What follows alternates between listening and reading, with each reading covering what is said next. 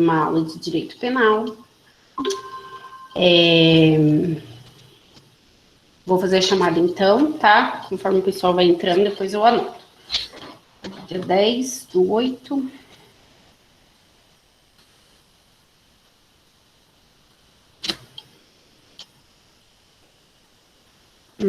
A Aline tá por aí?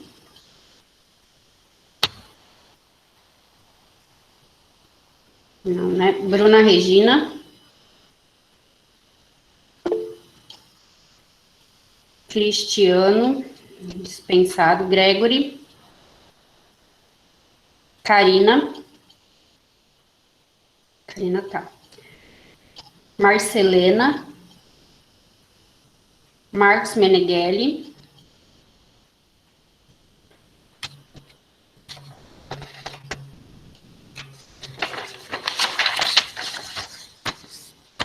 Ana Carla. Ângela. Caleb. Carolina Regina. Kleber. Débora. Gabriela Gomes. Gabriela Nayara Fernandes Rodrigues. Igor. Israel. Jussara. Larissa. Leonardo. Boa noite. Lucas. Marcos Ramos. Maria Daniela. Maria Heloísa. Murilo. Paulino. Raíssa. Sara. Tainá. Valdivino. Vitor Hugo.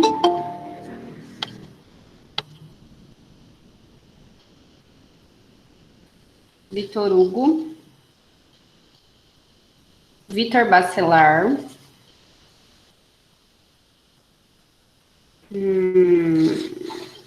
Vitória, alguma Vitória, não. E o Alisson. E agora entrou a Maria Heloísa, né? Beleza. Paulino, aqui na minha... Estava aparecendo que você é dispensado dessa aula. Você sabe se é, não é? Nenhum problema em assistir, né? Quanto mais, melhor. Mas tá escrito dispensa. Não sei, depois você dá uma conversa com a coordenação. Deixa eu entrar aqui no sistema. Aqui no AVA está constando. Vou verificar. Vou entrar aqui também. O Gregory entrou. Eu vou entrar aqui para ver também o meu. Peraí, rapidão. Gente, vamos ver aqui do aluno. Lançar notas. Direito Penal 4.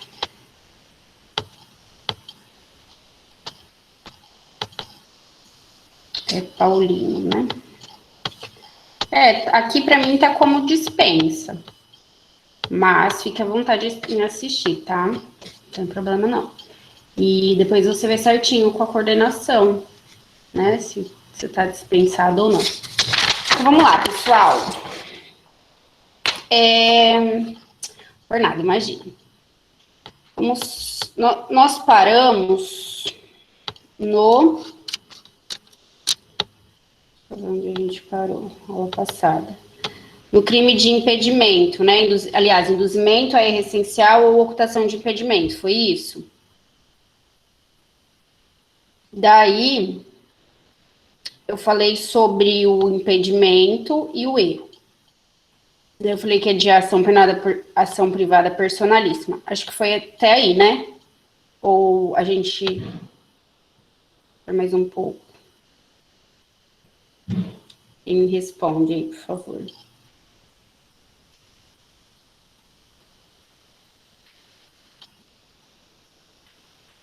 Foi mais. Até onde, Maria? Maria Heloísa. Acho que a gente terminou o 235, não é isso?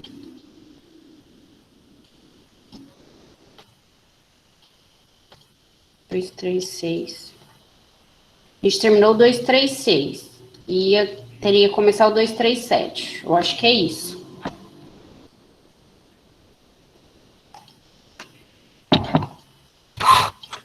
Acho que é. Então vamos lá. Hoje eu vou conseguir compartilhar a tela com vocês. Oba! Vocês não precisam ficar copiando tanto, ou é mais fácil para copiar. Se bem que esse slide que eu vou passar agora tá lá no material de vocês, tá? Na que eu postei a aula passada. Porque ainda é da aula passada, né? A gente não finalizou. Mas eu vou apresentar aqui. Vou compartilhar. Uma janela.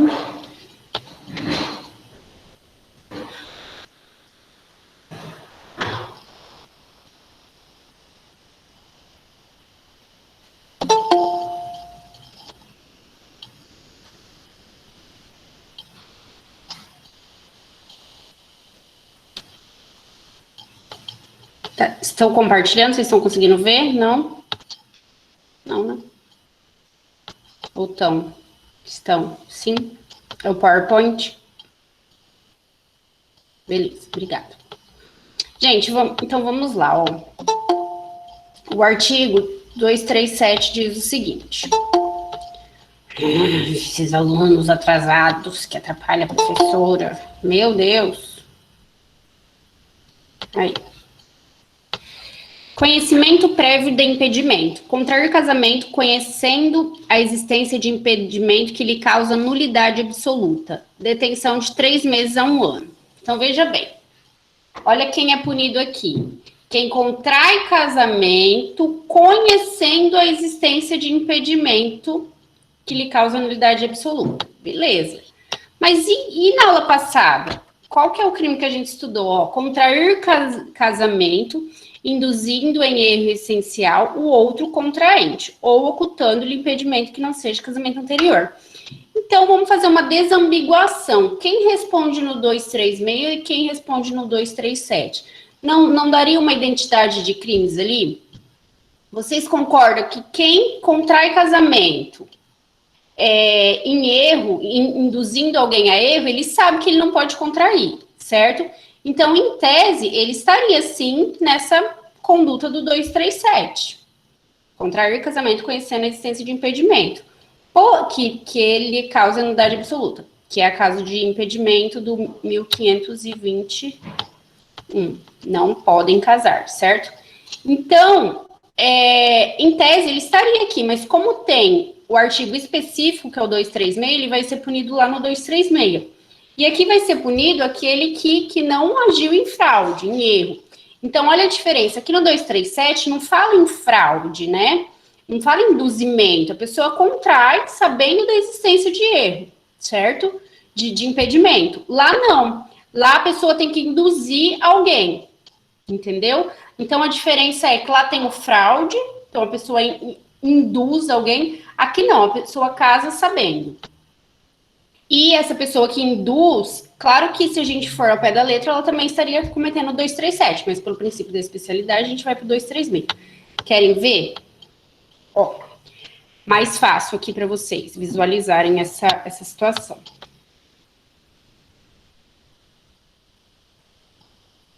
Você não tá vendo, Paulino? Eu coloquei para compartilhar com vocês o PowerPoint. Tá conseguindo visualizar?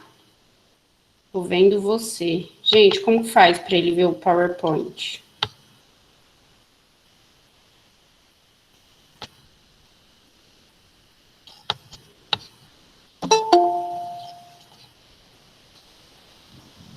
Não sei como faz. Eu sei que eu coloquei para compartilhar. Tem duas janelas, professor. Ele tem que apertar na outra. Tem uma que está aparecendo nessa imagem, tem uma outra tela que está a matéria. Ah, tá. Então tem duas telas. Ele tem Ele que aparece. anexar a matéria. Isso, beleza. Quem tá falando? Martins? Paraíso? Ah, o Auá. Isso. Então, vamos lá. Então, gente, olha o 236. Contrair casamento induzindo em erro essencial outro contraente, ou ocultando-lhe impedimento. Que não seja casamento anterior, porque se for casamento anterior, a gente está falando de bigamia, né? 237. Contrair casamento conhecendo a existência de impedimento que lhe causa nulidade absoluta. Veja, título de exemplo. A hipótese do inciso 7 do 1521 causa de nulidade de casamento. Não pode casar o cônjuge sobrevivente condenado por homicídio ou tentativa de homicídio contra o seu consorte. Que é aquela situação, imagina que casa. Eu me caso com aquele que foi condenado por homicídio do meu marido.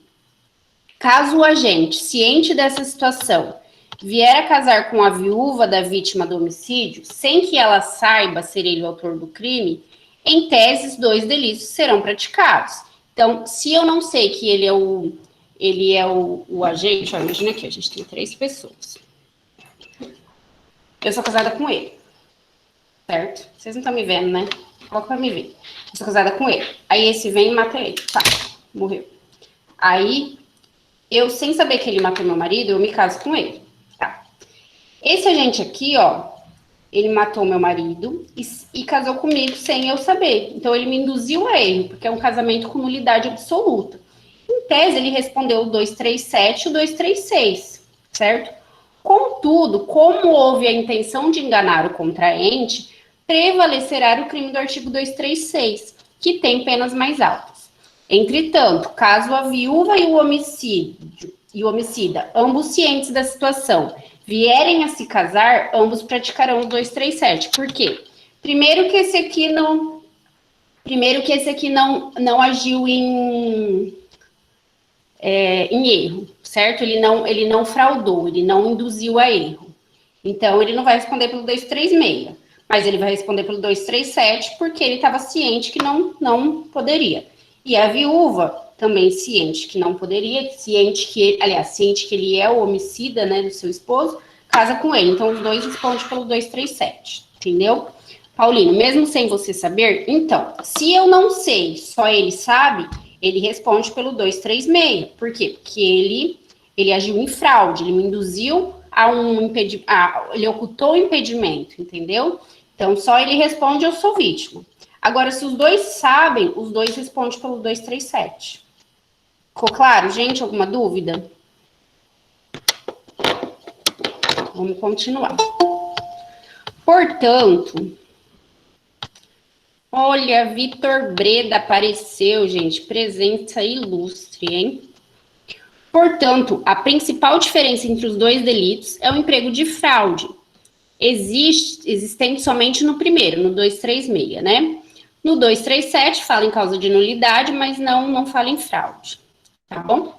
Aí tem uma explicaçãozinha aqui do Kleber Masson, mas eu acho que já ficou bem claro para vocês.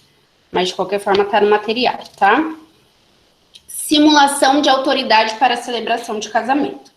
Atribuir-se falsamente autoridade para a celebração de casamento. Detenção de 1 a 3 anos se o fato não constitui crime mais grave. Primeiro, quem é aqui, gente, a autoridade para a celebração de casamento? De quem a gente está falando?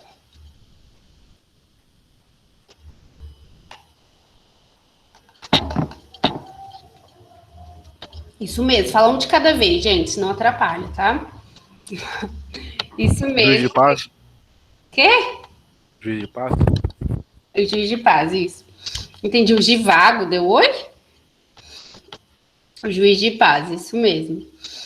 Então, você atribuir-se falso juiz de paz para celebrar casamento é o crime do 238. Detenção de 1 a 3 anos se o fato não constitui crime mais grave. Como assim se não constitui crime mais grave? Se faz com a intenção de receber dinheiro, por exemplo, aí é um crime mais grave, não vai caber aqui. Já vocês vão ver, entenderam? Então, ó, uma observação aqui, que sujeito ativo é qualquer pessoa pode se autotitular juiz de paz. O sujeito passivo é o Estado e os cônjuges ludibriados, né? O elemento subjetivo, dolo, é o dolo, a intenção da pessoa de se atribuir falsa autoridade. E aqui uma observaçãozinha. Não se pode considerar, como alguns autores fazem, o oficial de registro que efetivamente não é autoridade para celebrar casamento, mas somente aquele que vai documentar o ato. Entenderam? Então, é só o juiz de paz. O oficial de registro, na verdade, ele só vai para fazer a certidão de casamento, né? Mas quem celebra, quem tem a competência, a legitimidade para celebrar é o juiz de paz. Beleza? Gente, eu posso passar, tô indo muito rápido, ou tá dando tempo de vocês copiarem, ou vocês vão copiar depois, já estão com o material em mãos, como que tá? Tá tranquilo, tá favorável? Então, beleza. Beleza, qualquer coisa vocês falam que eu dou uma segurada no slide, tá? Importante. O agente que se atribui falsamente autoridade responderá somente pelo 238, não havendo se falar em concurso com o 239. Vamos lá, no 239. Vamos ver o 239 primeiro, né? Mais fácil. 239. Simular casamento mediante engano de outra pessoa. Por quê? Porque, vamos ver o 239 primeiro, para depois ver a desambiguação, tá? Vamos lá. Simular casamento mediante engano de outra pessoa, detenção de 1 a 3 anos, se o fato não constitui elemento de crime mais grave. Não basta que o agente finja estar se casando, sendo indispensável que o faça através do engano do outro contraente. Assim, aquele que representa estar contraindo matrimônio para pregar uma prece em seu amigo não responde, pois está ludibriando a pessoa que aceita o papel do contraente. Então, vamos lá, vamos explicar. Aqui, gente, ele criminaliza um dos cônjuges, aquele que simula um casamento. Olha, a namorada quer muito casar, já faz 10 anos de namoro, a namorada quer muito casar. Ele vai e simula um casamento mediante o engano de outra pessoa, certo? Então, geralmente é homem que faz isso, né? Vocês sabem.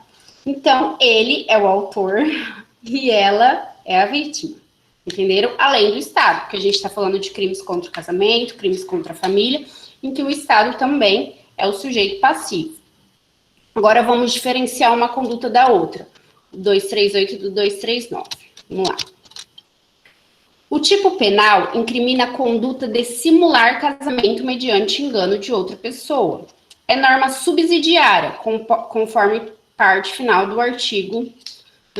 Beleza. Assim, se o agente simular o casamento para conseguir a relação sexual com o outro, está praticando o crime de posse sexual antifraude, que é o 215 do Código Penal. Só um minutinho, gente.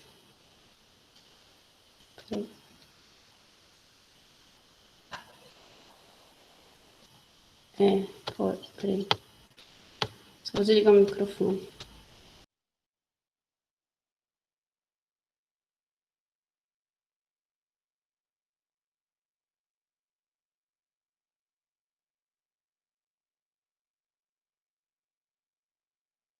Gente, já volto. Eu vou fechar uma porta.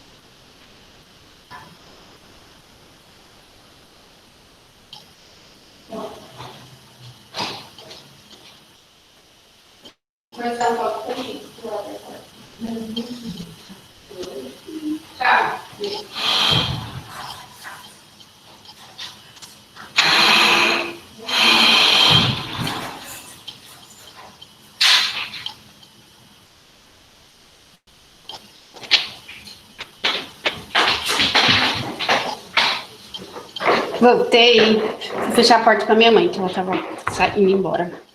Estamos no escritório. Por que quase explodi seu ouvido? Eu falei, voltei? Peraí. Pra mim tá tão baixo. Barulhão. Nossa, eu correndo, deve ser meus... que eu tô pesada. Vamos lá, gente. Então, é uma norma subsidiária, tanto o 238 quanto o 239. Então, aquele que engana, este enganou esse para tentar uma relação sexual. Não vai responder pelo 239, mas sim pelo 215, que é mediante fraude, né? Contrair relação sexual mediante fraude. Não basta assim simulação, tem que ter uma das duas pessoas deve ser enganada. Beleza, a gente já falou que um dos contraentes tem que ser enganado, tá? Enganado. Agora vamos distinguir o 238 com o 239. O agente que se atribui falsa autoridade para celebrar o casamento responde somente pelo crime do 238, não havendo que se falar em concurso com o artigo 239. Observa-se que a parte final do preceito cominatório é a cominação de pena, tá, gente? Estabelece que a pena abstrata estabelece a pena, né, abstrata e ressalva se o fato não constituir crime mais grave. Assim, trata-se de um tipo penal subsidiário. Havendo um outro enquadramento para a conduta, sendo ela mais grave, deverá permanecer. Exemplo típico é o caso de crime de usurpação de função pública qualificada, ou seja, quando o agente ofere vantagem em razão da usurpação. Então, imagine que aquela mesma pessoa que se finge o juiz de paz, ele ofere uma vantagem. Ele vai estar cometendo a conduta do 238? Sim, a mesma conduta, né? Ora, ele se fingiu autoridade para simular casamento. Porém, cabe também um crime mais grave aqui, que é o 328, que é a usurpação de função pública. Como o 328 é mais grave e o 238 subsidiário, acaba prevalecendo o 328. Olha, Vitória, eu nunca vi alguém ser condenado pelo 238. Vou até dar uma olhadinha em jurisprudência aqui, ó, aproveitar que agora é possível, né? E se eu achar, eu vou compartilhar a tela com vocês, ó, vamos ver. Jurisprudência. Condenação. Artigo 238, Código Penal. Vamos lá. Ó, não achei nenhuma aqui, ó. Folhas 238. Não achei, gente. Nenhuma condenação, nenhum recurso, pelo menos, por condenação disso aí. Deem uma olhada. Tem muitos tipos penal no nosso Código Penal que ele vai ficando em desuso até que uma hora ele vai ser abolido, né? Por exemplo, foi já, né,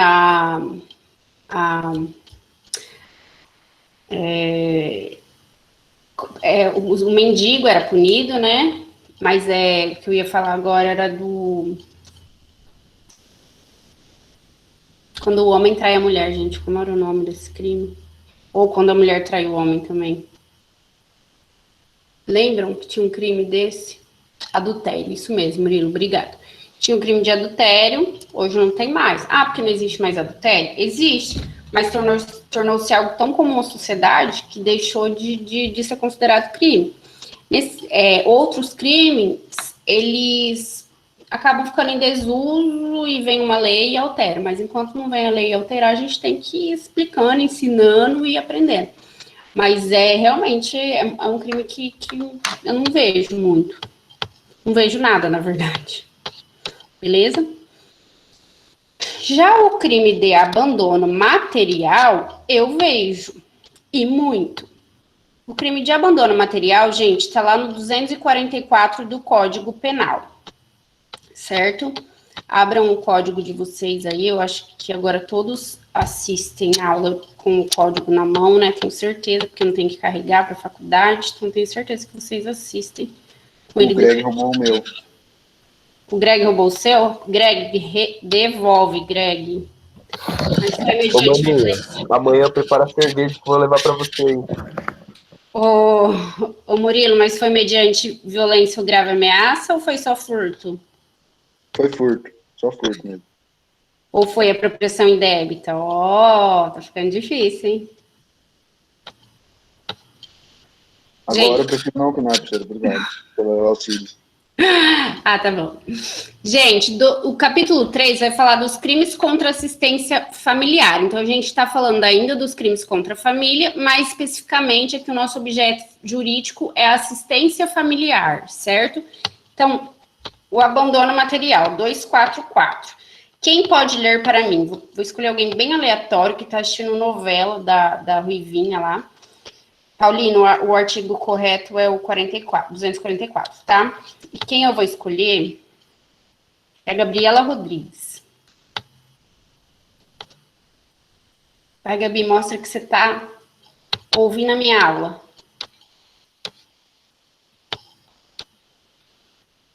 Sem sucesso?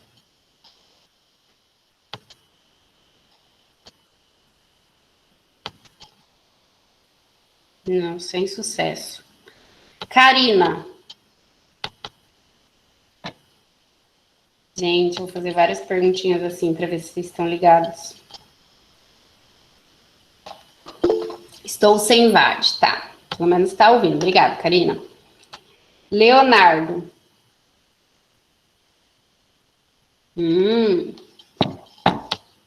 O Léo tá atento. Então vamos lá, Léo.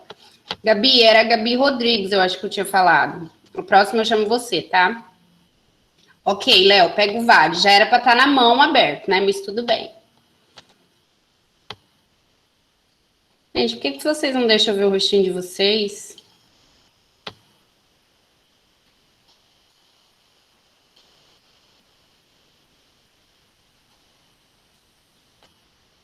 Vamos lá. Oi, Maria Augusta. Não estou conseguindo... O que você está? Não estou conseguindo ligar o microfone. Sério, Léo? Quer que eu passe para a próxima, então? A gente nem arruma o cabelo. É assim mesmo. Léo, então vou passar para a Gabi Gomes, que está ansiosa aí para ler. Achou até que... Estava até chateada. Vai, Gabi Gomes. Lê o 244, por favor. Valeu, Léo. Pode? Pode. Deixar, sem justa causa, de prover a subsistência do cônjuge, ou de filho menor de 18 anos, ou inapto para o trabalho, ou de ascendente, inválido ou maior de 60 anos, não lhes proporcionando os recursos necessários ou faltando ao pagamento de pensão alimentícia judicialmente acordada, fixada ou majorada. Deixar, sem custa, de socorrer descendente ou ascendente gravemente enfermo. Redação dada pela Lei nº 10.741, de 2003. Pena, detenção, de 1 ano a 4 anos e multa. 1 a 10 vezes o maior salário mínimo vigente no país. Parágrafo único. Nas mesmas penas incide quem, sendo solvente, frustra ou ilude, de qualquer modo, inclusive por abandono injustificado de emprego ou função, ou pagamento de pensão alimentícia judicialmente acordada, fixada ou majorada. Obrigada, Gabi. De nada. Gente, olha só. Aquele que deixa sem justa causa de prover a subsistência, por exemplo, de um filho menor de 18 anos ou um filho inapto pelo trabalho, por exemplo, certo? Então, veja bem, a gente ouve aí a questão da pensão, do pedido de pensão. Um pai pode pedir pensão para um filho, por exemplo, se ele demonstrar os requisitos, certo? E ainda, esse pai pode, inclusive, denunciar o filho que abandonou materialmente. Olha aqui, ó. O filho, imagina um filho que deixou sem justa causa. Ou seja, o filho tinha condições financeiras para tanto, porém não o fez. Aí aqui, ó, ascendente inválido ou maior de 60 anos. Então, um pai lá com seus 64 anos não conseguiu se aposentar, não consegue mais trabalhar, ou que ganha de aposentadoria não dá, ou o pai ficou inválido nessa situação. E o seu filho tem condições, deixa de prover-lhe a subsistência. Certo? Ou ainda... Rafaela. Oi? Rafaela. Oi? Eu, por exemplo, você sabe, né? Eu tenho direito à subsistência. Você é o que tem quantos? Você sabe que eu era mais velho que o finado do seu pai? Falei para você. Verdade, né? 60 aí. Eu, Mas você ganha uma pensão enorme da polícia, que eu sei. Não, aposentadoria. Eu não preciso, não, mas eu tenho direito à subsistência. Então, tem que haver, assim, a necessidade, exatamente, tem que haver a necessidade e a possibilidade. Quando vocês forem advogar, por exemplo, aqui eu tô falando até de uma parte possível, mas, ó, por exemplo, quando vocês forem advogar e alguém chega para você e fala assim, doutora, meu pai trabalha em tal lugar e eu quero pedir pensão, ele vai ter que me pagar 33% do salário dele, né? Vocês falam, peraí, não é assim. Qual que é o binômio da pensão alimentícia? É a possibilidade com a necessidade, ou seja, a possibilidade do Valdivino e a necessidade do filho dele. Imagine que o Valdivino ganha lá seus 10 mil reais, ele vai dar 30% de um salário mínimo para o filho dele. Imagine que o filho dele precisa de medicamentos especiais, estuda numa escola especial, enfim. Ou a mãe dele paga Unimed, paga a escola particular, nananã. Ele vai dar só 30% de um salário mínimo, se ele pode mais. Então, existe um binômio. E aqui no penal, no 244, também é necessário ter esse binômio, que é a possibilidade da parte, então, ela, sem justa causa. Então, se ela for insolvente, não tiver essa possibilidade, for desempregado, por exemplo, não vai dar para condenar, porque tem esse sem justa causa, certo? E aqui a pessoa, o filho tem que ser menor ou inapto, o ascendente inválido ou maior de 60 anos, mas que não tem, né, esses recursos necessários. Aí na segunda parte aqui, ou faltando ao pagamento de pensão alimentícia judicialmente acordada, fixada ou majorada, a segunda parte fala isso.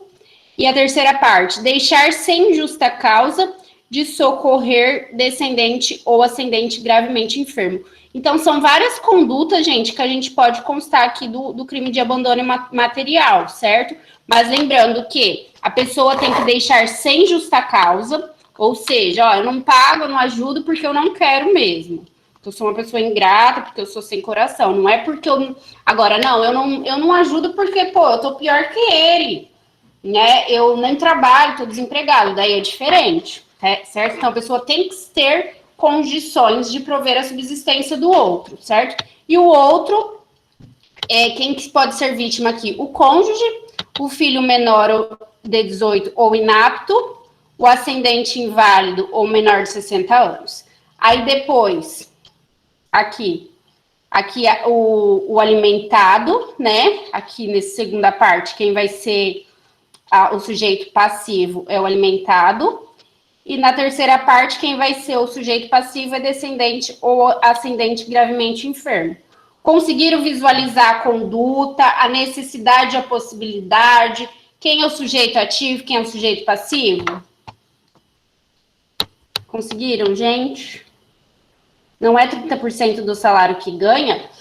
Ô, Paulino, isso não existe, tipo assim, isso aí é uma coisa que comumente a gente escuta, até porque quando você chega para o juiz, ele tem lá a necessidade, tem a possibilidade, ele vai e coloca 30%, 33%.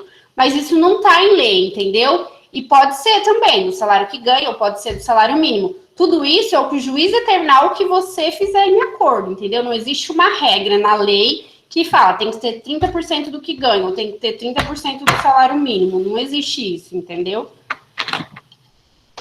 Vamos lá, deixa eu tomar o meu chazinho aqui, peraí.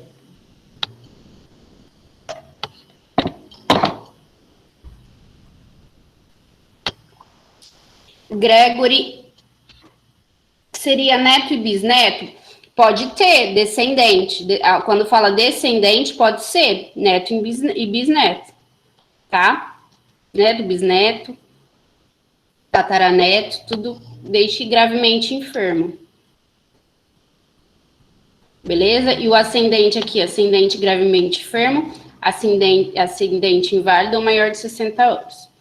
Agora, vamos lá. Parágrafo único. Nas mesmas penas incide quem? Sendo solvente, ou seja, tem condições, é solvente, possui, né, patrimônio, frustra, no sentido de enganar ou burlar, e lide, no sentido de suprimir ou eliminar, de qualquer modo, inclusive por abandono injustificado de emprego ou função, o pagamento de pensão alimentícia judicialmente acordada, fixada ou majorada. Aqui, então, pune aquela pessoa que não paga, mas mediante fraude, né? Frustra o ilide, certo? Deixa o emprego, por exemplo, só para não ter aquele desconto de pensão alimentícia na sua carteira de trabalho, no seu olerite. Esse do parágrafo único a gente vê muito. Travou, gente? Ou foi só da Vitória? Estão me ouvindo bem? Ou tá travado?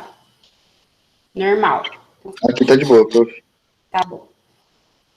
Então, gente, esse do parágrafo único a gente vê muito, né? Mas, assim, é difícil comprovar. Ó, ele saiu com a intenção de parar de pagar pensão. Às vezes a mulher sabe, ela chega aqui no escritório e fala, ele saiu por causa disso. Aí você executa as pensões alimentícias, tal, ele vai pedir uma revisão de pensão, tudo. Mas esse crime aqui é difícil de comprovar, né? Porque é o dolo da pessoa. A intenção precisa ter o dolo de enganar. E como que você vai comprovar esse dolo, né? Mas, então, é importante vocês verem que existe esse crime aqui, quem são os sujeitos ativos, quem são os sujeitos passivos. Vamos lá, as explicações. Só existirá o crime se a vítima estiver passando por necessidades. É aquilo que eu falei, precisa ter a necessidade. Para a configuração do crime, basta a falta de apenas de um dos recursos necessários.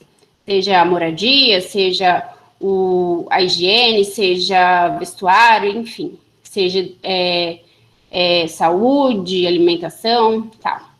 A existência da prisão civil pela inadimplência do dever de alimentar não exclui o crime, mas o tempo que o agente permaneceu preso em sua consequência poderá ser descontado na execução da pena, sendo, portanto, caso de detração. Beleza? Uma informaçãozinha aí para vocês, então. O dever de assistência, se cabível a mais de um parente e caso um deles preste, afastará a incidência da lei penal em relação a todos eles. Veja bem, ó, imagine que, por exemplo, são dois irmãos, João e Maria, e o pai deles, maior de 60 anos, necessita da ajuda deles, certo?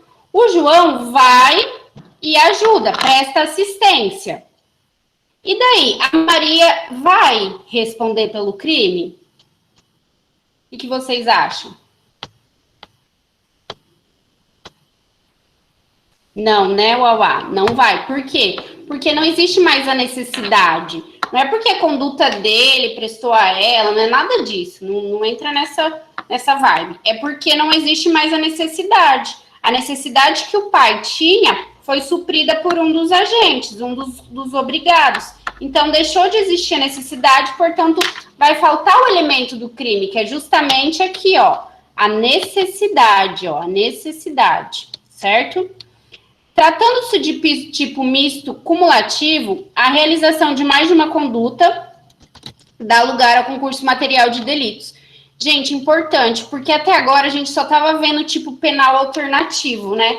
Lembra do estupro, tipo penal alternativo? Se nas mesmas condições de lugar, de tempo, contra a mesma vítima, praticar uma e outra coisa, vai ser, tratando-se de tipo penal alternativo, vai ser estupro crime único. Aqui não, aqui são condutas alternativas, cumulativas. Se praticar uma conduta e outra, serão dois crimes, certo?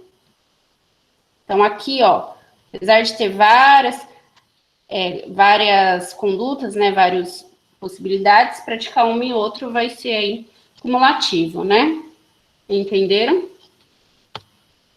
Vamos lá. Tratando-se de... Isso eu já falei.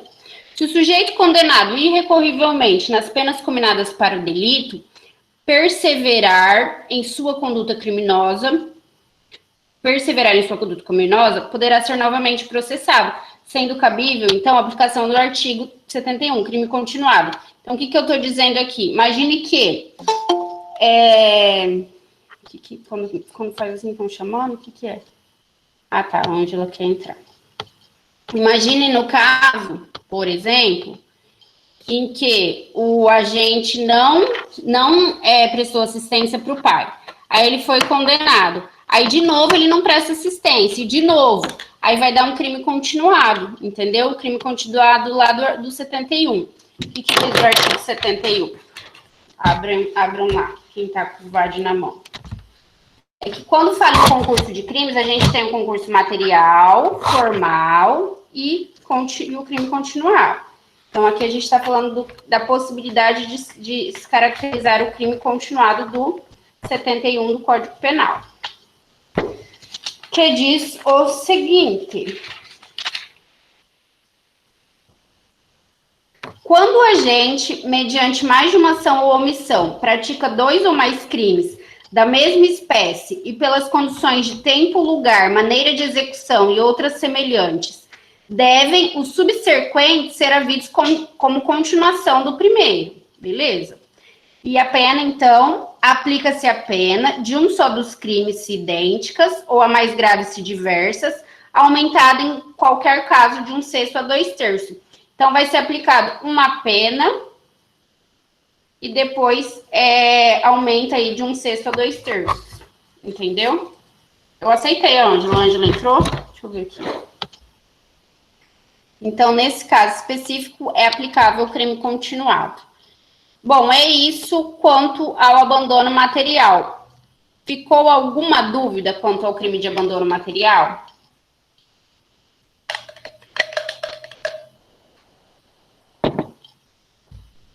Tudo certo? Não? Então, beleza. Vamos passar para o próximo, gente.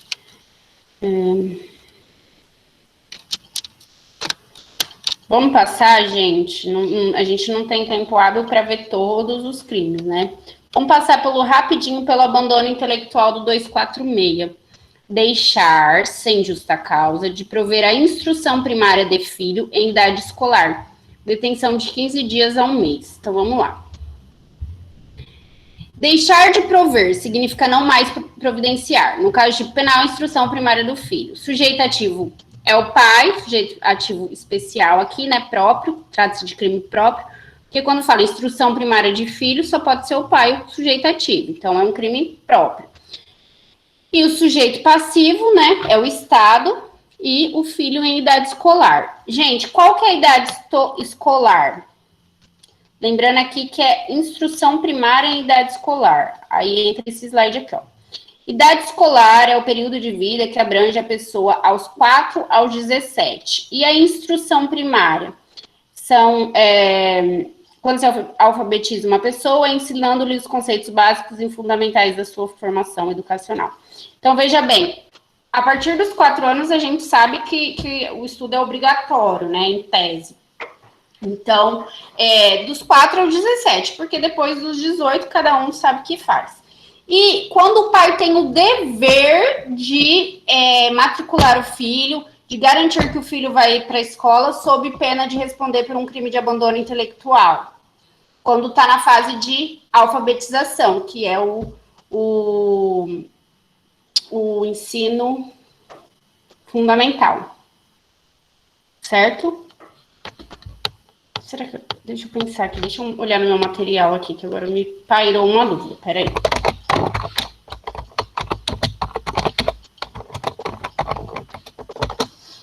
Instrução primária.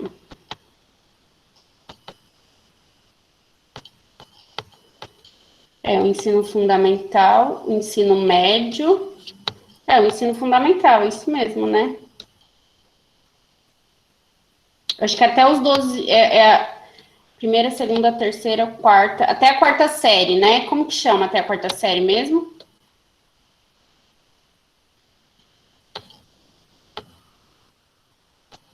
Gente, me ajuda. Fundamental, né? E depois depois oitava, quinta, sexta, sétima e oitava,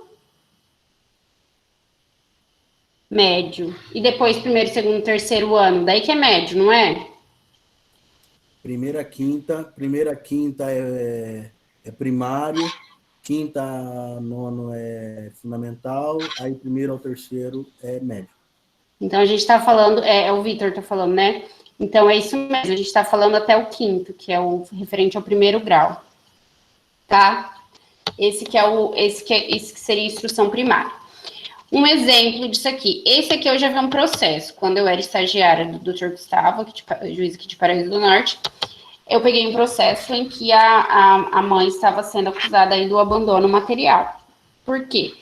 Porque a filha não tinha como o filho ir para a escola, entendeu? Ela matriculava, ele não ia, ela achava que ele estava na escola, ele pulava o portão, e acabou. O que acontece? A escola vê que ou não houve matrícula, ou que houve muita falta, manda para o MP, e o MP é obrigado a dar uma solução, no caso, na verdade, a investigar, né, a ver o que está acontecendo. Aí manda assistência social, o conselho tutelar e tudo mais, e eu sei que acabou havendo uma denúncia, certo? Nesse caso. Então, esse é um típico caso de abandono material. Ou a mãe deixa de matricular o filho, ou deixa de levá-lo para a escola, tem muitas faltas e tudo mais. Então, quando a mãe fala assim falava para vocês, você não vai para a escola, daqui a pouco o conselho tutelar vai vir aqui em casa, ver o que está acontecendo. E é verdade, existe mesmo esse crime de abandono intelectual. Dúvida? Outro dia estava um frio aqui em Paraíso do Norte e minha sobrinha queria sair de jardineira e camiseta. Qual o artigo? 246. Aí eu falei, Giovana, se eu sair com você desse jeito, o conselho tutelar vai me parar e vai tirar você de mim. Vai falar que eu sou uma tia muito... Como que eu falei para ela? Que eu sou uma tia muito irresponsável, porque tá frio e você tá com essa roupa. Daí ela falou assim, nada a ver, tia. Eu saio direto com a minha mãe assim, o conselho tutelar nunca parou ela. Daí eu fiquei meio sem argumentos, assim. Daí a menina saiu de jardineira. Um frio. Mas criança é assim mesmo, né?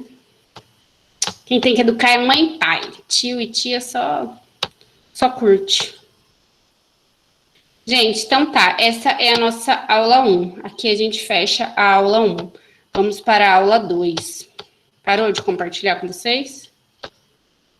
Vou parar porque eu fechei aqui. Aí eu vou abrir a nossa aula 2.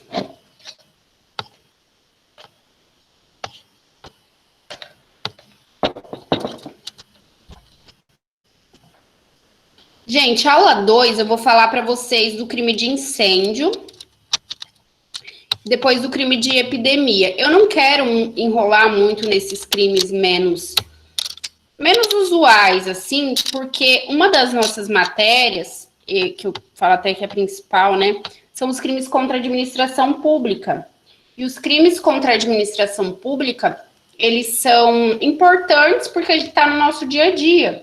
E são longos, então eu vou dar uma acelerada aqui nesse começo para a gente dar um pouco de atenção nos crimes dar mais atenção para os crimes contra a administração pública, tá? Mas vamos lá, vamos analisar o crime de incêndio.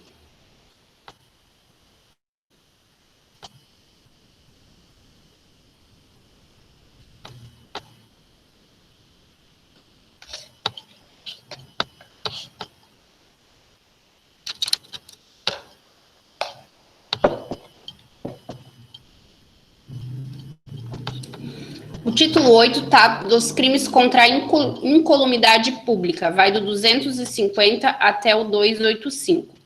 Vamos ver hoje o crime de incêndio. Tem esse slide já disponível para eu ir acompanhando. Eu juntei lá sim, só não sei se eu liberei para vocês. Deixa eu lá liberar. Se eu não liberei, eu vou liberar. Mostrar, está liberado. Está lá nos slides, aula 2.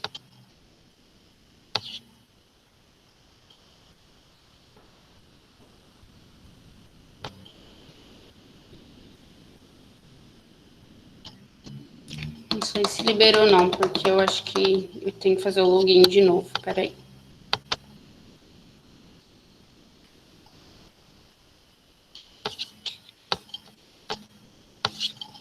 Segunda semana.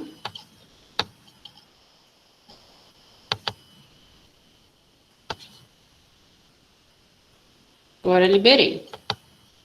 Agora liberei sim. Pegaram lá, viram. Não liberou mesmo não. Se for complicado, pode deixar. Não é complicado ali. Prof, minha pergunta ali, não me abandona. Onde, Gregory, sua pergunta? Professora, você vai passar estudo de caso daqui para frente? Nesse novo... Beleza, a gente foi, né? Nesse novo semestre, a gente pode passar a partir de uma atividade. Então, eu acho assim, para não ficar muito para vocês fazerem, porque vocês têm outras 4 matérias, e muito para eu corrigir, porque eu também tenho outras 3 matérias, eu vou passar uma atividade por semana. E eu pensei em passar o fórum. Não sei se vocês não estão gostando do fórum, se preferem estudo de caso. Vocês me dizem. Mas, enfim, vai ser somente uma atividade por semana mesmo. Aí, vocês, se não tiver no fórum, vocês dão uma olhada lá no estudo de caso, tá? Mas eu pretendo manter o foco. Pode ser? Beleza. Beleza? Então tá. Então, vamos lá. Crime de incêndio. Causar incêndio expondo a perigo a vida, a integridade física ou patrimônio de outrem. Reclusão de 3 a 6 anos e multa. Gente, falar nisso, hoje teve incêndio em Maringá, né? No shopping, gente, que direção. Muita dó, né? O que causou o incêndio? Ninguém sabe? Não sabem. Acho que foi um carregador de celular que estava até uma lixeira. Nossa. E aí acabou pegando fogo pela lixeira. A pessoa soltou o plugue, tirou do celular e colocou, ela estava quente ainda, e o lixo, e pegou fogo naquele lixo e pegou fogo. Então, provavelmente foi causado por um carregador de celular? Carregador de celular. Ah, coitado de quem deixou o celular lá, hein? Provavelmente a pessoa deixou desde sexta-feira, né? Às vezes, Rafael, a pessoa tira do celular e deixa conectado na tomada. E as coisas que acontecem. Tirou o celular e deixou conectado na tomada e o fio ficou todo dentro da lixeira. E daí o quê? Desconectou o celular e não desconectou o carregador da tomada. E o fio do carregador ficou dentro da lixeira. Como ele está ligado na tomada, ele está quente, né? Então pegou fogo. Entendi. Caramba, que judiação, né? Não sobrou nada, né? Queimou tudo, né? Verdade, isso? Eu não vi jornal hoje, eu tô pelas notícias do Whats. Não sobrou nada? Não sobrou Professora, nada? Oi. Então, a minha irmã trabalha lá no shopping. E ela falou que a área onde ela trabalha lá está intacta. Por conta daquela... Como chama o nome? Que quando sai algum tipo de fumaça, ele cai água. Esqueci o nome. Por conta disso, não afetou a parte dela, mas a parte que não tinha esse negócio, afetou. Entendi. Os meninos zoando, chuveiro, torneiro. Tem um nome, gente, nome técnico. Também não sei, Gabi, qual que é, mas tem. Mina. Não sei quando eles estão falando sério, quando eles estão zoando. Então, vamos lá. Também não lembro. É chuveirinho, verdade, prof. Então tá, Léo, em você eu acredito. O Vitor que é mais da zoeira. KKK. Vamos lá, gente. Então, núcleo do tipo, provocar, dar origem, produzir. Produzir o quê? O incêndio, certo? Complementa-se o tipo, exigindo-se o perigo à vida, à integridade ou ao patrimônio de outro. Então, veja bem, gente. Quando você causa um incêndio, certo? Porém, aqui tem que ter mais um elemento, qual seja expor a perigo a vida, expor a perigo a integridade física, expor o perigo patrimônio de outrem, certo? Se não tiver essa exposição de perigo, aí também não há o crime de incêndio. Então, eu causei um incêndio dolosamente, fui ali no meu quintal e coloquei fogo nas gramas e tal. Em tese, seria esse crime, causar incêndio. Mas aí a gente precisa ter mais um elemento. Expor perigo à vida, expor perigo à integridade ou expor perigo ao patrimônio de alguém, de outrem. Se ficar ali naquele fogo controlável, beleza. Mas se ficar um fogo aqui que exponha a perigo à vida, a integridade ou patrimônio, a gente já está falando do crime de incêndio, beleza? Como aquele do Rio de Janeiro. Qual que é do Rio de Janeiro? Colocou fogo no carro para pegar o dinheiro do seguro e acabou colocando fogo na mata, além de responder pelo crime ambiental, também responde pelo crime do artigo 150. Bem provável, crime ambiental. Perdeu o carro, perdeu o dinheiro do seguro, ainda ficou na cadeia e a pena ainda foi aumentada.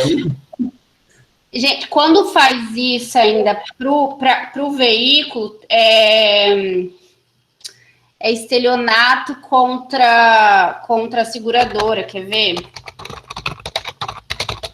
Para receber o seguro. Aí ele é mais grave, quer ver? Embora muitas pessoas. Está lá no 171, parágrafo 2º, inciso 5. Quem acha aí pra gente? Vou procurar aqui.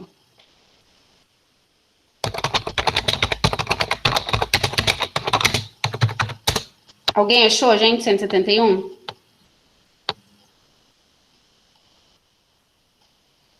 Não?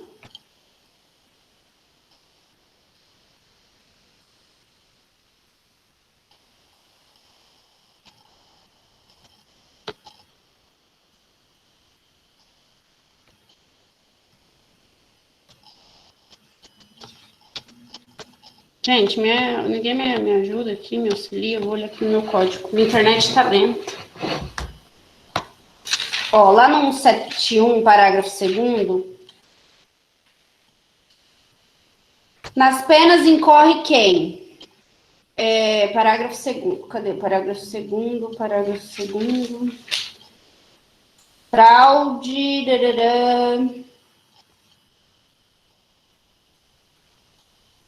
Gente, vocês estão me acompanhando? Parece que ficou em silêncio, acabou a aula. Estão me ouvindo, né? Estamos sim. Sim. Agora eu acho que parece que tinha travado. Não estava chegando mensagem, não ouvia nenhuma voz. Ah lá, inciso 5. Destrói ou oculta coisa própria, ou saúde, ou agrava as consequências da lesão com o intuito de haver indenização ou valor de seguro. Isso mesmo. E concomitante a esse, responde pelo crime de incêndio. Por quê? Porque são dois bens jurídicos diferentes. Então, ele lesiona o patrimônio da seguradora e ainda, com o incêndio, ele podia ter simplesmente, sei lá, feito qualquer coisa no carro, destruído o carro, mas não. Além disso, ele causou o crime de incêndio, que é um crime de perigo, certo? Ele ocasionou perigo aí ao patrimônio de outro, enfim. Mas teve uma pergunta aqui do Paulinho, deixa eu ver. Do crime do meio ambiente. Então, quando a gente for estudar os crimes ambientais, a gente estudou semestre passado? Se não estudou semestre passado, nós vamos estudar esse semestre. Vocês vão ver que lá também tem um crime de incêndio, certo? Lá pune a modalidade culposa. Aqui não, aqui só pune a modalidade dolosa. Mas não é essa a diferença. A diferença é quanto ao princípio da especialidade. Se o incêndio, ele configura um crime ambiental, ou seja, ele teve uma dimensão do meio ambiente, né, a ponto de ofender o meio ambiente, ele vai ser o crime lá da Lei 9.500 9.000 e alguma coisa. 9.688. Deixa eu ver se eu acho aqui. 9.605 de 98, certo? Agora, se for um incêndio que não ocasionou dano ao meio ambiente, mas tão somente ao patrimônio, ou perigo de vida, risco de vida e integridade, aí a gente está falando do crime de incêndio do 250, tá? Nesse caso do Rio de Janeiro, primeiro que houve esse crime do estelionato. Qual mais? Vamos ver qual mais. Colocou fogo no carro para pegar o dinheiro do seguro e acabou colocando fogo na mata. Aí ele vai responder pelo ambiental e por esse do seguro. 250, creio eu, que vai ficar absorvido pelo crime ambiental, que é o incêndio lá na Lei 9.605 de 98. Porque daí pegou fogo na mata toda, né? Então daí ele vai, pelo princípio da especialidade, acaba respondendo por crime ambiental e não pelo simples incêndio aqui do Código Penal. Entendeu? Então, vamos lá. Voltando. Eu tô compartilhando com vocês de novo? Tô. Tá. Complemento. Então, tem que causar o incêndio e, além disso, esse incêndio tem que gerar perigo à vida, integridade ou ao patrimônio de outro. Sujeito ativo qualquer pessoa, passivo a sociedade. É certo que pessoas determinadas podem sofrer diretamente o perigo, mas não é indispensável identificá-las para que o agente possa ser punido. Punido não, né? Nem aqui em Paraíso fala punido. Vamos lá. Elemento subjetivo é o dolo de perigo. A forma culposa é punida no artigo 2º, no parágrafo 2º. Ah, então tem também a forma culposa. Acabei falando besteira aqui, achei que era só dolosa, né? Mas tem a forma culposa. Vamos lá. Esqueci desse detalhe. Incêndio, fogo intenso que tem forte poder de destruição. Beleza. O tipo penal exige a prova de situação de perigo, não se contentando com mera presunção, nem simplesmente com a conduta, razão pela qual cuida-se de perigo concreto. Vamos lá. Dentre os crimes, lá no direito penal 1, quando vocês aprenderam a classificar o crime, vocês viram que existe o crime de dano e o crime de perigo. O crime de dano, ele precisa de um efetivo dano ao bem jurídico. Por exemplo, lesão corporal, precisa lesionar a integridade física para caracterizar. Homicídio, furto, tudo mais. Precisa ali de uma lesão ao bem jurídico, um efetivo dano. Já o crime de perigo, não. O perigo de gerar um dano já caracteriza o crime de perigo. O incêndio, é claro, é um crime de perigo, certo? O próprio nome já diz aqui, ó, causar incêndio expondo a perigo. Mas dentro dos crimes de perigo ainda tem o perigo concreto e o perigo abstrato. O perigo abstrato é assim, se você... Peraí, gente, deixa eu dar uma respiradinha, tomar uma aguinha.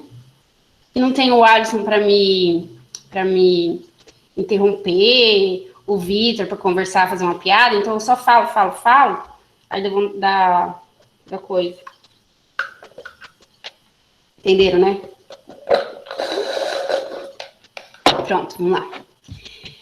Ai. O que eu tava falando mesmo? Ah, tá. Aí o perigo concreto e o perigo abstrato. O perigo abstrato é assim, você praticou a conduta, já praticou o crime. Independente se efetivamente ocorreu um perigo, certo? Agora, o perigo concreto, não. Você tem que demonstrar naquela situação concreta que houve o perigo. Quer ver uma situação? A direção perigosa. A direção perigosa, para ser caracterizado o crime de direção perigosa lá do CTB, Código de Trânsito Brasileiro, tem que demonstrar, no caso concreto, que o agente dirigiu perigosamente e causou um perigo de dano a alguém. Aqui também, não é o simples fato de causar um incêndio. Você tem que causar um incêndio expondo a perigo. Beleza, é um crime de perigo. E esse perigo tem que ser efetivamente demonstrado no caso concreto. Então, é isso que eu estou dizendo aqui nessas 3 linhas para vocês, tá? Falo, mas é o que está aqui, ó, nessas 3 linhas, tá melhor explicado. Objeto material é o objeto incendiado, né? O objeto jurídico é a incolumidade pública, a segurança pública. Beleza? O mestre Meneghetti apareceu. O Mestre Meneghetti apareceu. Vamos lá. Voltando. Trata-se de crime formal. Delito que não exige para sua consumação ocorrência de resultado naturalístico, havendo dano, ocorre exaurimento. Tá, isso aí a gente já sabe. Que tem o material e o formal. O material exige o resultado, o formal não exige o resultado. Basta a ocorrência da conduta. Então, aqui eu estou dizendo que ele é um crime formal. É necessário o exame pericial. O artigo 1773 do CPP diz, no caso de incêndio, os peritos verificarão a causa e o lugar em que houver começado, o perigo que dele tiver resultado para a vida ou para o patrimônio alheio, a extensão do dano e o seu valor, e as demais circunstâncias que interessarem a elucidação dos fatos. Beleza? Eu tô acabando, gente. Ó, falta uns slidezinhos aqui. Aqui, ó, falta um pouco. Concurso de crimes. Uma explicação do nosso querido Guilherme Nucci. Guilherme de Souza Nucci. É admissível a possibilidade de haver o concurso entre o delito do artigo 250, que protege a incolumidade pública, exigindo-se um incêndio colocando um risco à vida ou integridade, e o crime do 171, parágrafo 2º, inciso 5. Isso aqui é o que eu falei lá no início. É possível que imagine aquele sujeito que incendiou o carro, gerando um perigo à integridade física dos seus vizinhos, ao patrimônio do seu vizinho. Ele incendiou, imagine que ele tenha incendiado ali na frente da casa do vizinho. Então, ele acabou gerando perigo de dano ou um perigo à integridade física de alguém ali. Beleza. E ele incendiou o carro para receber o seguro. Então, a gente teve duas condutas aqui. Vocês acham que ele vai responder por uma conduta só e vai dar bis in idem? Deixa eu tirar aqui do slide. E vai dar, que eu quero ver a resposta de vocês. Se ele responder pelas duas condutas, vai dar bis in idem ou não? Ou ele vai responder pelos dois crimes, sim? O que é o bis in idem? É duas penas para um crime, para uma conduta só. Entendeu? Entenderam? O que vocês acham? Ó, o Gregory foi lá no carreador. Aqui em Paraíso tem bastante carreador, né? Foi lá no carreador, botou fogo lá na BMW dele só para receber o seguro. Tá.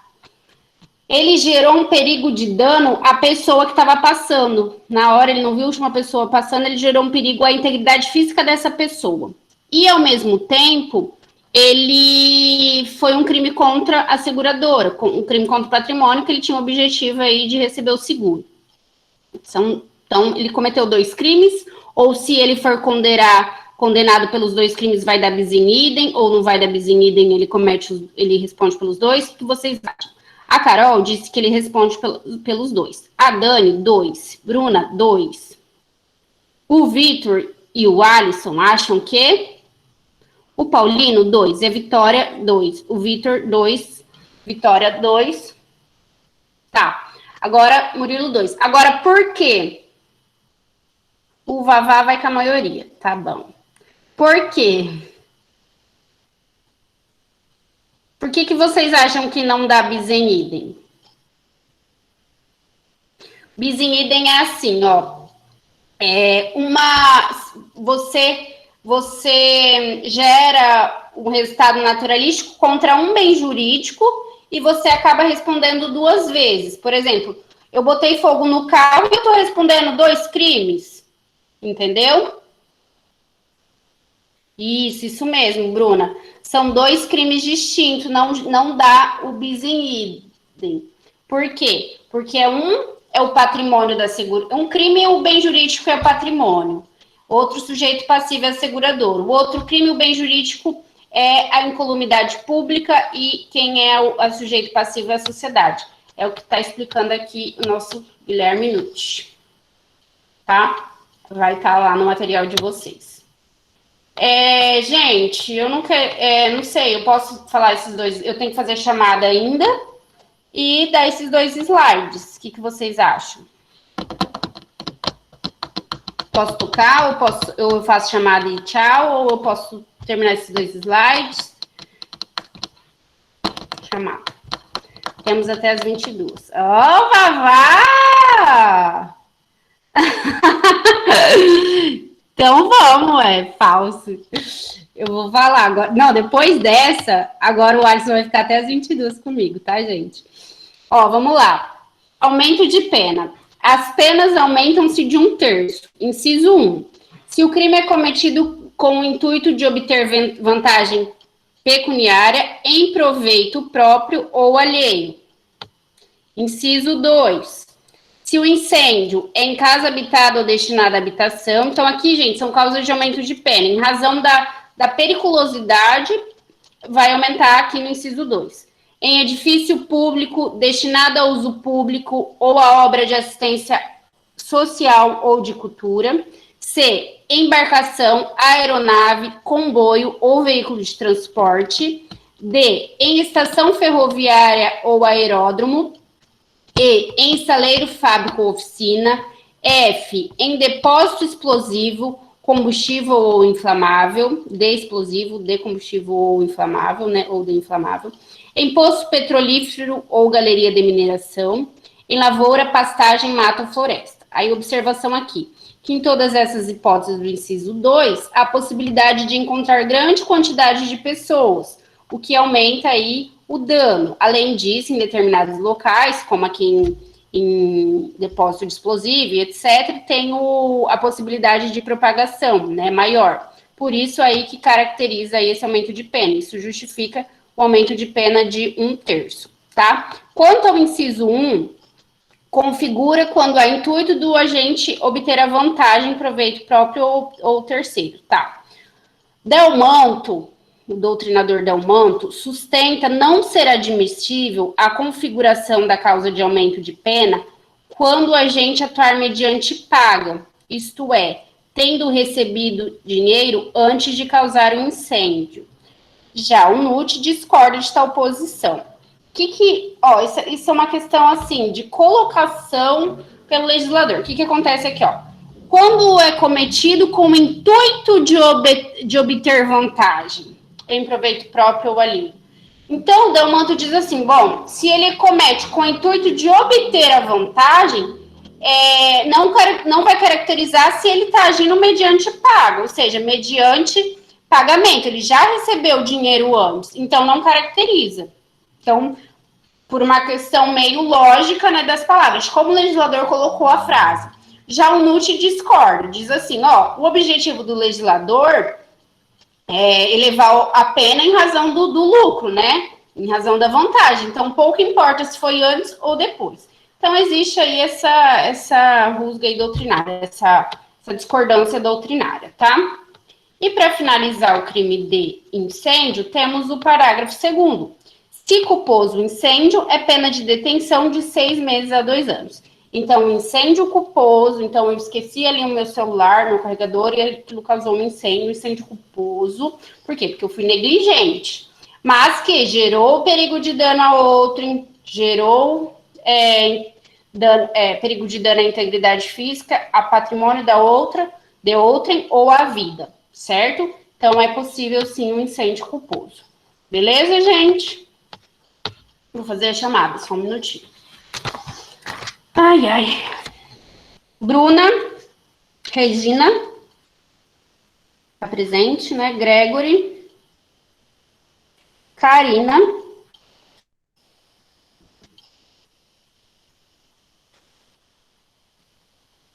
Mauro Meneghelli,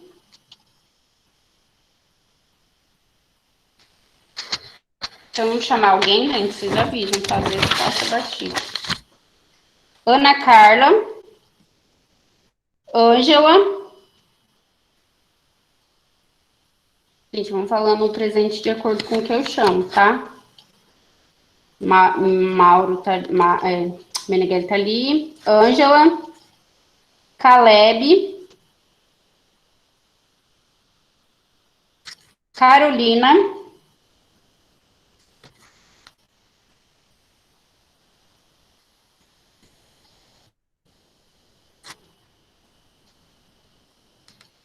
Carolina já foi. Kleber. Klebinho não veio hoje. Débora não veio hoje. Gabi Gomes. Gabriela Rodrigues. Igor. Israel. Gente, o que está acontecendo com Israel? Ele não é de faltar. Jussara. Larissa. Presente, professor. Ai, que susto! Está sem celular, tá bom. Léo. Leonardinho. Lucas.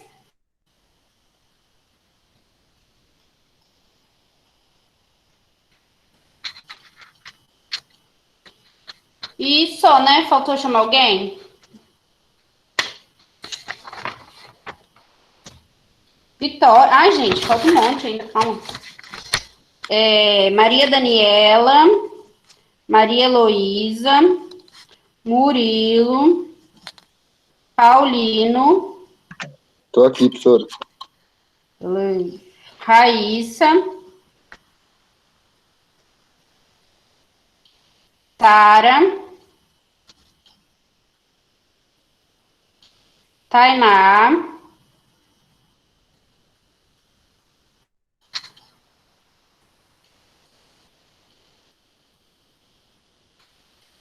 Valdivino. Vitor Hugo. Presente, professora. Vitor Bacelar.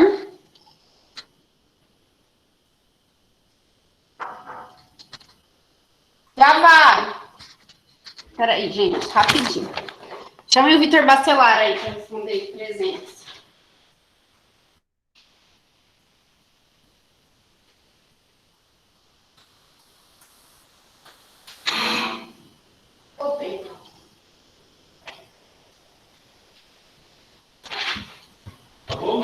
Não. Vitor Hugo, cadê o TikToker? Quem que é o TikToker? É o Vitor Bacelar. Vitor Bacelar não está. Eu estou presente. Eu. Vitor Hugo eu já anotei. Vitor Hugo, Vitor Bacelar não está, né? Vitória Borges. Vitória Constantino. E Vavá.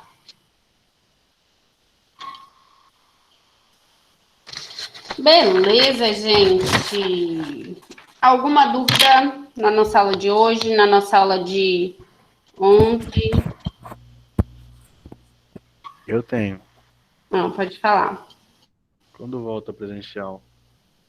Gente, eu não sei, não faço ideia. Tô brincando. Mas eu também tô com saudade. Paulino, não consegui ver slide nenhum.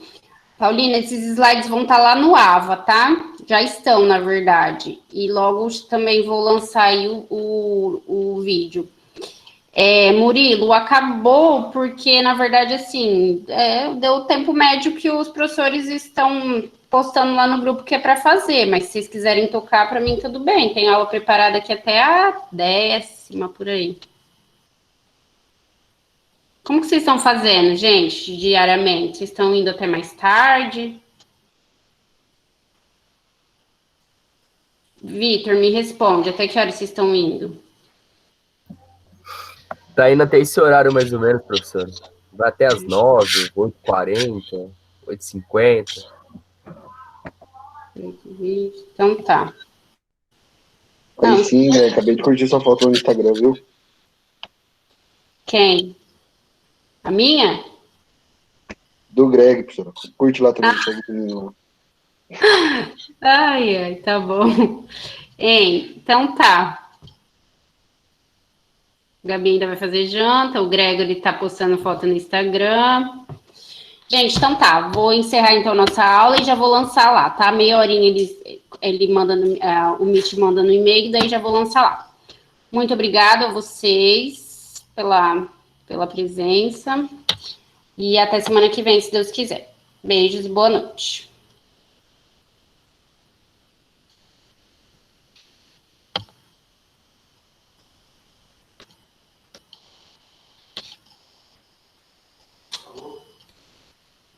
Estou encerrando aqui.